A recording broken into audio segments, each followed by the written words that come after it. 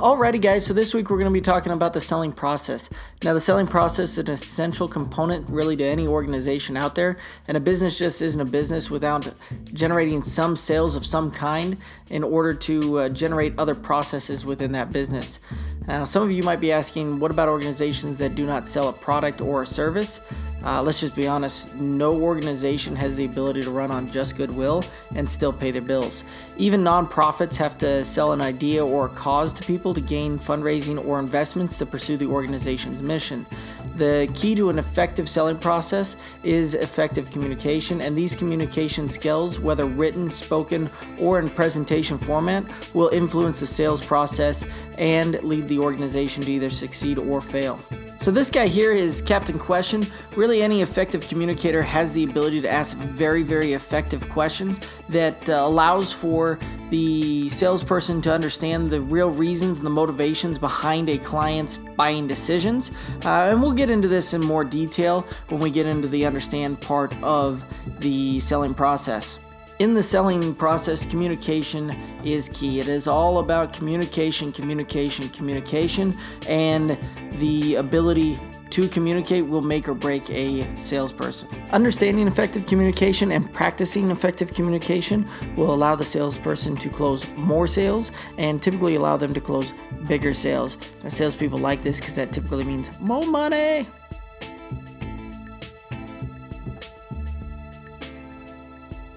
Prospecting is a component that allows the salesperson to identify potential clients. There are many strategies utilized to gain potential clients.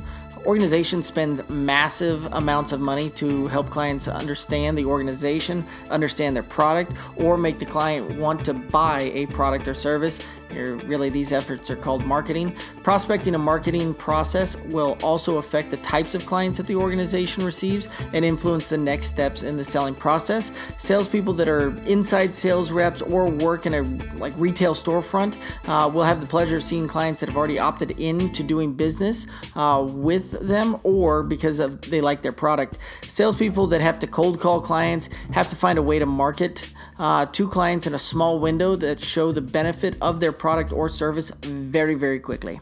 Opening a sale is a critical component of the selling process. Now, folks that do cold calling typically will build some of the opening into their prospecting with it, but clients have been conditioned to say no and give the brush off immediately when dealing with salespeople. This is a conditioned behavior that has come from years of salespeople making potential clients feel uncomfortable or just plain being a nuisance. Now, poor sales behaviors and quite frankly poor manners are prevalent throughout all of society right now, and many salespeople will simply come across as making clients feel that that person just trying to separate them from their hard-earned money. A great salesperson, and even sometimes good salespeople, have the ability to start a conversation from nothing and be able to maintain that conversation without immediately coming across as trying to sell something. This action is called engagement, and it makes a potential client feel welcome and they want to try and build rapport with you. This action of engaging a potential client may take a little bit longer to start a sale. However, the information uncovered through the process may be completely invaluable to the salesperson and allow for the sale to progress. Understanding the desired experience is crucial to understanding the motivations and why a potential client has continued their conversation with you to this point. Most salespeople will try to understand the reason why a client's buying and not really understand the perceived experience that your product or service will provide to them. Many salespeople will talk to the client about the features of the product and how many of this that it has and how big the engine is or what kind of capacity you're dealing with. The correct questions will allow for the possibility of understanding the person sitting across from you, and instead of just spending time answering questions. What I mean by this is a salesperson that asks questions that guide the client through the sale will have a greater success rate than the salesperson that waits for the client to ask all the questions and then simply provides answers. So great salespeople understand the real reason that the client is interested in your product and service is because of the perceived experience that they think they'll have by making the purchase with you. Great salespeople will accomplish this understanding of the perceived experiencing by asking many questions to truly understand. Many client disappointments and sales that go unclosed are caused by poor communication practices, either in the way of placing too high a value on the wrong kind of information or failing to collect the correct information for the perceived experience of the client. Now that we've gathered information for the client around their perceived experience, the next step is to sell the experience to the client. This really, though, is a misnomer. The salesperson that tied the benefits of the solution and offered the perceived experience the customer was looking for will not really sell to the client, but rather have clients buy from them. There's a big difference. Clients buy when they see value in the solution that was offered, and the benefit to them is greater than the money spent to obtain the benefit. Selling, though, is both an art and a science. The art comes in the way of the salesperson's communication ability and ability to build rapport with the client.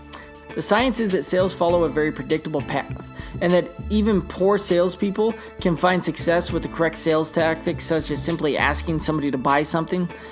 Great salespeople understand that their talent can be increased and that they have the ability to refine their communication skills and their sales proficiency.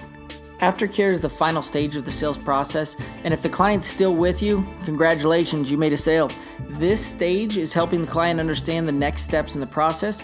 These steps could include things such as delivery, installation, return options, exchange options. This step allows for the salesperson to thank the client for their business. Let's be honest, this person had many options to choose from and they spent their money with you. This step may also include asking the client to take a survey around the service that you provided. A critical component of this step, though, needs to be to handle any buyer's remorse on large purchase items. An example of this would be to tell the client that it may be normal for them to feel overwhelmed by the purchase after the euphoria of the sale has worn off. Explain the normality of this and offer the client to call you, be able to get in contact with you should this situation arise, so you can reinforce the reason that they bought it, the perceived experience that they were going after. A very effective tool to aid the selling process is to record the transaction. Not necessarily in the sense that the client's going to get a bill or a receipt, but in a way where you were able to record the experience that the client was looking for. This ability to effectively record the transaction will allow for the salesperson to ask for the sale and ultimately close the sale. The ability to capture and communicate the experience will also decrease the chances of buyer's remorse and increase the client's satisfaction. Leaders in organizations need to understand the sales process so that they can best support the people and invest in the success of both the people and the process. A strong communication process needs to be established between management and the employee. The better the communication is, the stronger the relationship is. The principle of leading while walking around is an important aspect of this process, as it shows the manager is invested in the process by participating in that process and communicating with those that are most involved in the sales process. Leaders that are engaged in the team's performance, but more importantly, are invested in the team's development, will see the improvement of these skills at an individual level. Alrighty guys, if you enjoyed the video or found it informative, please click the like button as well as subscribe. Thanks for watching, guys.